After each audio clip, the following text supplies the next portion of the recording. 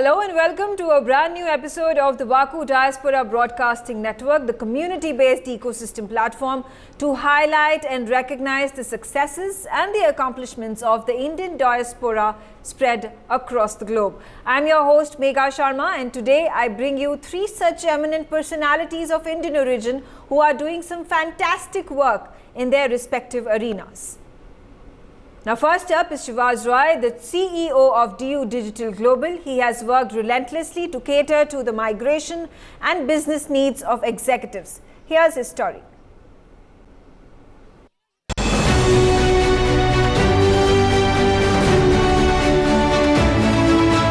Shivaz Roy heads DU Digital Global, a multi-million-dollar entity with over 27 offices across the world.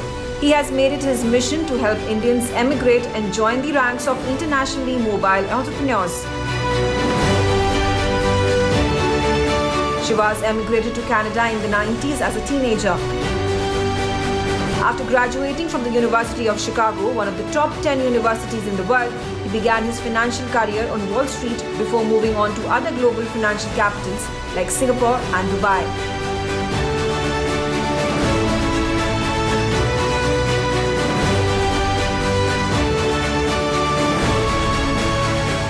Hello and welcome. You're watching NewsX and you're seeing yet another episode of NewsX Waku. Joining me on the broadcast is a very special guest, Shivaz Roy. He's the CEO of DU Digital Global, and he has made his mission to help Indians emigrate and join the ranks of internationally mobile entrepreneurs. But what's the story of Shivaz? Because he was living in India, went ahead and studied in Canada, and then started off with a startup. And before that, you were an investment banker working in Wall Street as well. So Shivaz, that's an interesting story. And my viewers would be extremely curious to understand how this journey went about from being this Indian boy, going ahead and studying in Canada, then locating in America. There was a stint in Singapore, and now you're in UAE. Thank you, Megha. Thank you for having me in the show. It's wonderful to join you. Well, story is typical of an immigrant person. I think, a lot of people around the world have had similar stories. I was just lucky enough to, have luck come my way, luck by chance, like to put it so many words, and a little bit of hard work to add on to that. So in the 90s, as a teenager, pretty much me and my family moved to Canada, and I was fortunate enough to then actually get a good university in the US also to take me, which was now, University of Chicago is one of the top schools. And at that point, my career was math oriented, like typical any person in coming from India, engineering, math, or, pretty much business, MBA. So math degree actually gave me the ability to join Wall Street. Uh-huh. So they were looking for quants, smart Indian, I guess, people who would be there. Canada gave me the opportunity to get a Canadian passport, which is where my global journey began. And then moving into the US was relatively easier because of that passport. Wall Street was, an amazing time. Late 90s is when I joined Wall Street, and I was there till about 2007, I would say. New York was, again, one of those amazing places. You guys have all seen the movies, Wolf of Wall Street, and all those were real portions of it were parts of life which went exactly that manner. So interesting. After that, obviously 2008 is when I moved to Singapore, but lo and behold, the world global financial crisis and, the entire, I would say, financial industry took a big deep dive down. My parents, meanwhile, had moved back to India. So my dad ended up starting this company, DU Digital, a few years into 2015. And that's where we got a few contracts. One of them was where we started doing similar to VFS visas for Malaysia, Greece, and Israel. So that was where our launch of the entire business was. So it was started small, but we were able to get some good countries to work with, which really helped us build. And then obviously the immediate sort of follow-up was to help people migrate and get global citizenships also. which is where we are today, where DO Digital is one of the other interesting verticals now is Migrate World, which is where we are today. Migrate World helps people get global PRs, global citizenships for entrepreneurs around the world who have the ability to invest in that economy and country. Right. Hope this gives a brief explanation as to where I was and where I am. Right. But do you think there has been a change in perspective, a transformational one, say a decade ago versus now, that the situation and the new global order that we are living in post-pandemic era, has there been like that shift in which Indians are looked upon in a certain way, particularly when it comes to the Western media and the Western world, be it America, United Kingdom or Canada? I would like to hear from you, because since you have had the first-hand experience of it, and when we go ahead and look at the Senate in the United States at this point of time, or the Biden administration's cabinet, or for that matter, Trump's, you've had quite a few handful of Indians that are taking important positions. So similarly, when it comes to politics or bureaucracy, are there tectonic shifts that have been witnessed when it comes to business, space, other technological aspects in all these nations? Absolutely. I think very well said. See, what to a large extent what happened was, I think the first generation of Indians moved in the 60s, maybe 50s, 60s, 70s. Their kids then, which are now of a certain age of maybe who were born in the 70s, are in their 40s. And they have taken significant amount of, strength in their own country where they live in. They've taken their Indianness, like you put it, at the same time have had, we can talk about the British Finance Secretary or Rishi Dhanu, all these people similar to us have actually grown up in a culture which has been able to get imbibed from being a migrant to actually a well-established community within the entire country and being a part of that country.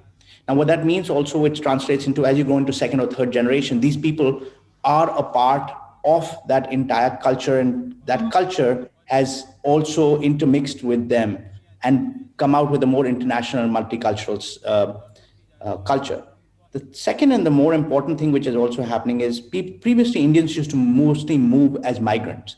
Now the countries like Europe, which has now programs to invite global people just to buy property and get them PRs, or start up a business and get them PRs, or get them golden visas in various parts of the world. These are all, high net worth individual programs or larger, value of investing programs. So these require Indians to also have a certain amount of wealth in them, which is what's happened in the last few years. India's economy has become a significant force in the world, right? And that automatically attracts not just talent, but more importantly, wealth that the countries want to, be a part of. And I think that's made a big difference also in the way from moving from migrants to business people. I thank you once again for joining me on this special broadcast and telling me about DO Digital Global, telling me about your global journey. A boy from India going ahead and establishing himself and now building a multi-million-dollar entity, 27 offices across the world. Wishing you all the best and all the success in the coming years as well. And thanks again for joining us on NewsX Waku. Thank you so much, Megha. Have a good day. All right, next guest on the show is Preeti Upala, who is a geostrategic expert and a global citizen. She hosts a popular news show. The Preeti Experience is a much sought after television and radio commentator. Take a look at her story.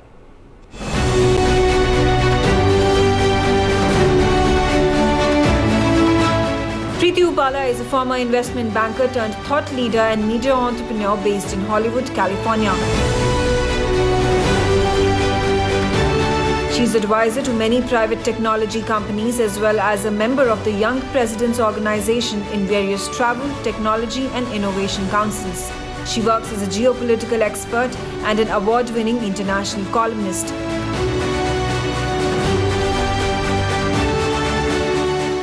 Hello and welcome. You're watching NewsX Vaku, and joining me on the broadcast today is a very special guest, Preeti Upala.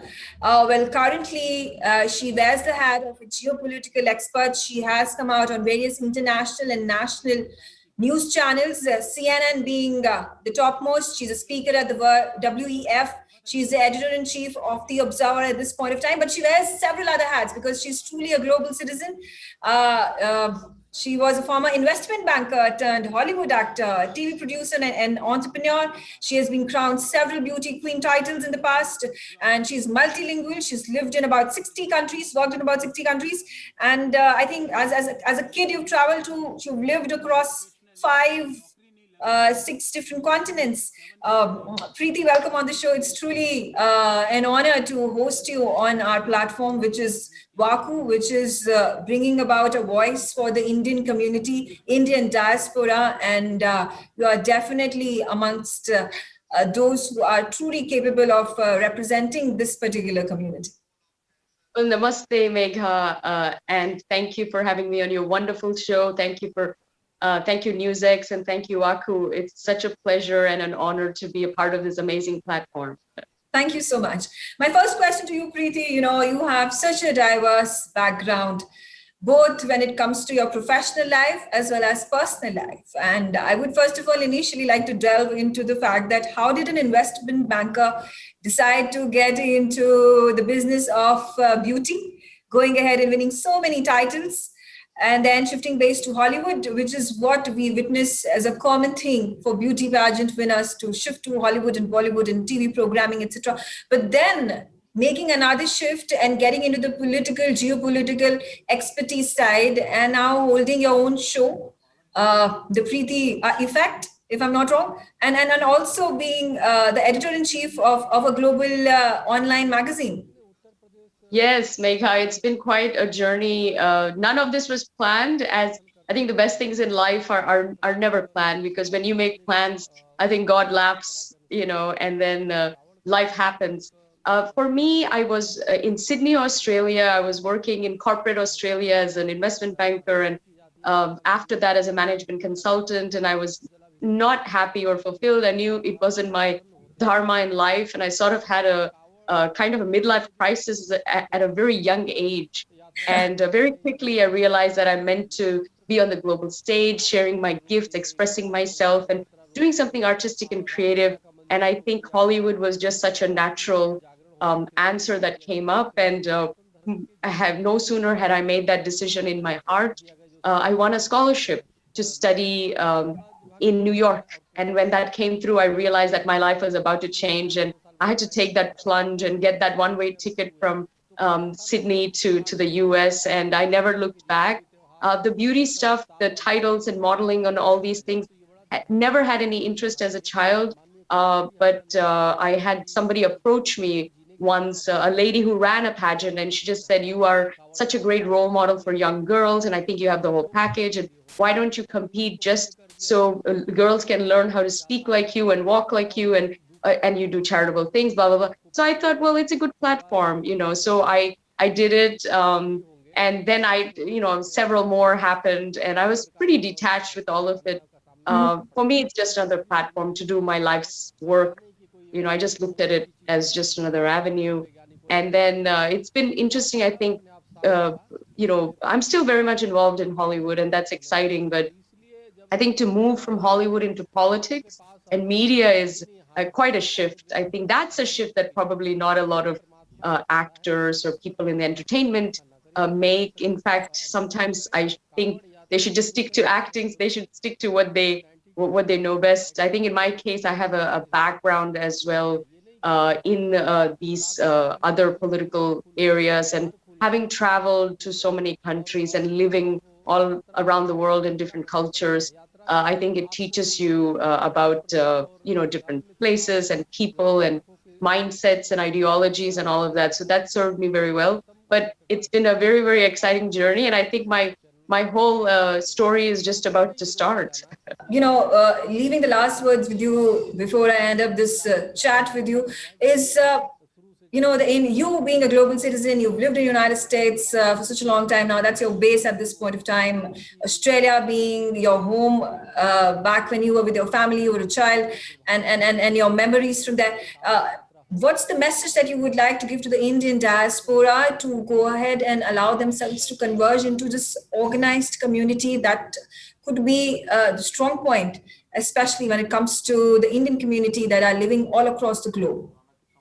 Wow, that's such an honor to be able to speak to our diaspora, to all Bharatiyas. I just want to say, know who you are. I mean, we come from the oldest continuing civilization in the world. We have given so much to this planet, and we remain intact. And that's the most beautiful thing. And we haven't forgotten any of our incredible traditions. And I think what the India story is a beautiful story, and one that can show the world that, you work hard, be a good person, you will achieve anything you want. And also, I think spirituality and humanity and humility are the most important things beyond money and success and power and influence. It's who you are as a human being, and also what is your role in society, whether it's in the spiritual realm or in the environment, or just, we are here to make the world better. And that comes from our Bharatiya, our Sanatani values and sort of the ethos. And we must never forget that. Be proud of who you are, hold your head up high, proudly say that you're Indian. And I think go and read your own history and, find out your source and, your anchor and your roots. I think it will be very important moving forward. But I want also to the diaspora to step up and put your hand up and go for the highest role, wherever it is. I think everybody's looking for leaders, and I think Indians are born leaders. And we've seen that in every industry. And I think the world will be a better place if we step up and show the world the dharmic way of, diplomacy and governance. Absolutely. Thank you so much, Preeti, for those inspiring words to the millions who are watching us at this point of time. And wishing you all the very best for all your endeavors. This is a new chapter in your life, going ahead and bringing about the geostrategic expertise from your end. Once again, all the best. And thank you so much for joining me on the broadcast. Thank you, Ms. Sharma, and thank you to your wonderful channel for hosting me. It's an honor to be a part of it. Namaste, dhanyawad. All right, and finally, Manga Anantamula, the next guest on our show, a firebrand Andhra-born Indian American who is a politician from the Republican Party. She ran for election to the US House to represent the Virginia's 11th Congressional District back in 2020. Here's her story.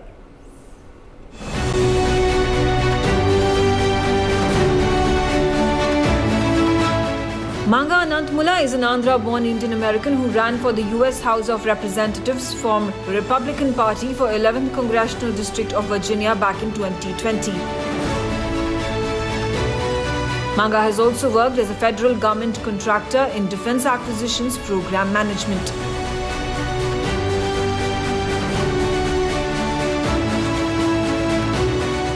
Hello and welcome. You're watching NewsX Vaku, which is Vasudhaiva Kutumbakam.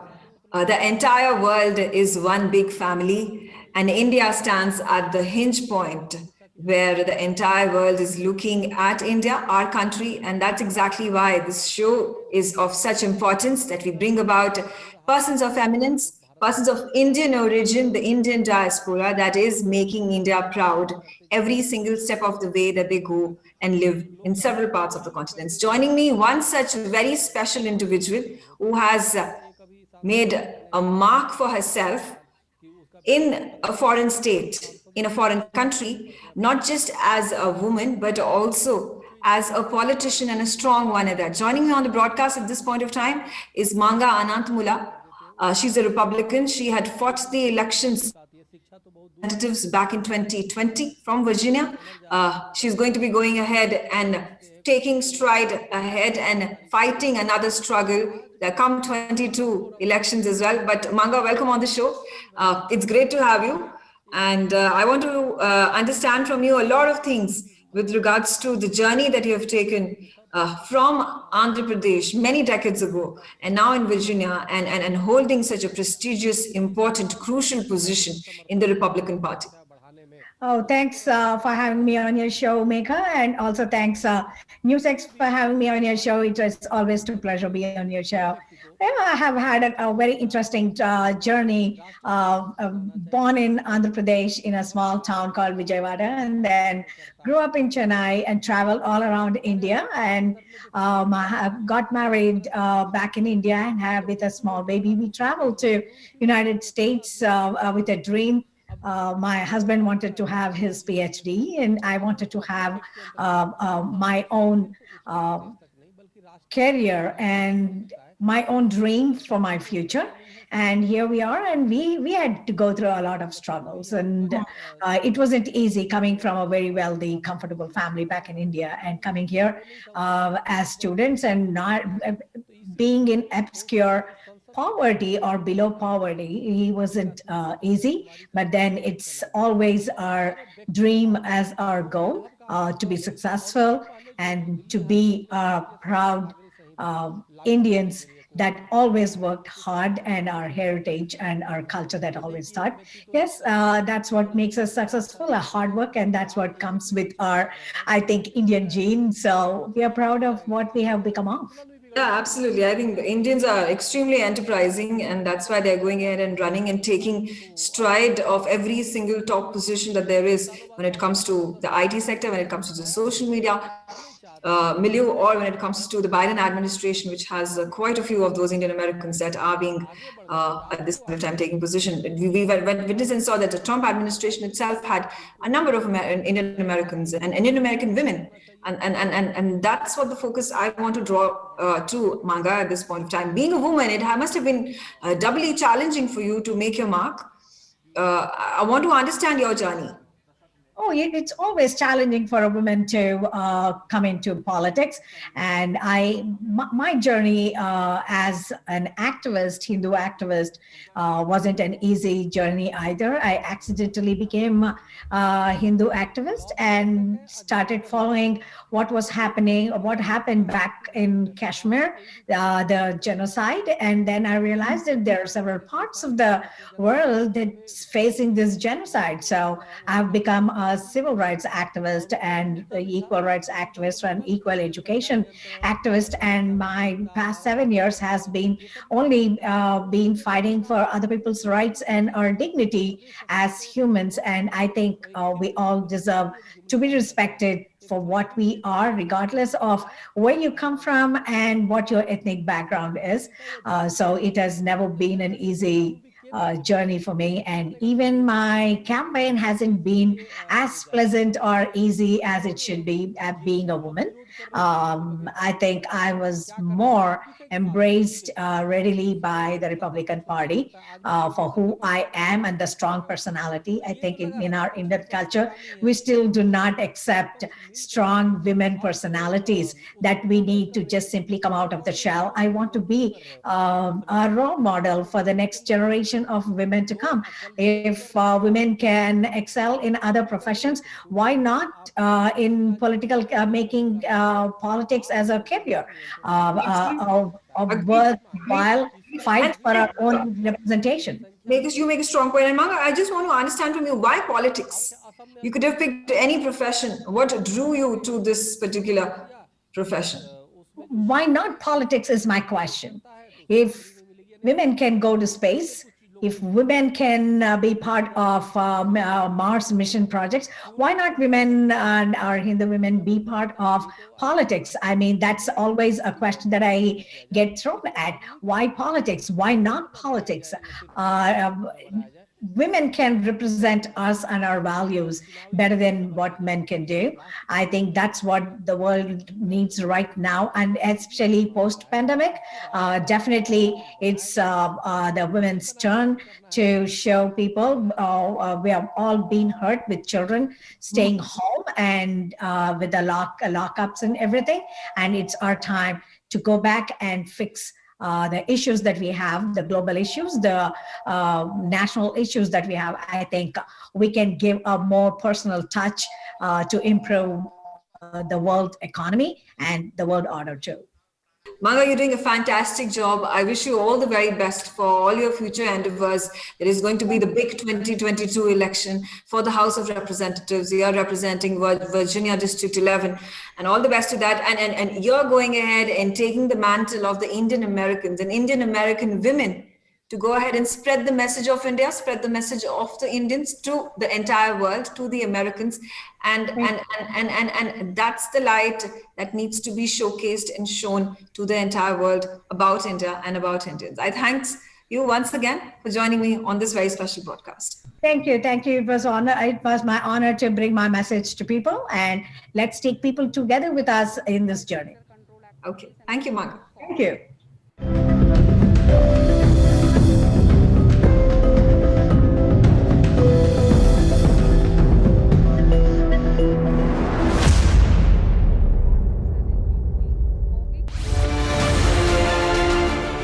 NewsX ITV network have proudly launched the WAKU Diaspora Broadcasting Network.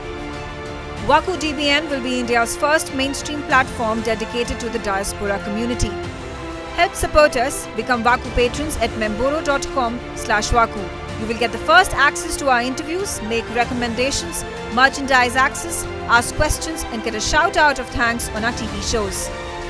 You can also suggest to us who should get the WAKU Golden Chakra Awards and also tell us who should get into the WAKU Hall of Fame. Limited memberships are available at 100 rupees per month on Memboro WAKU. Sign up now, log on to memboro.com/WAKU.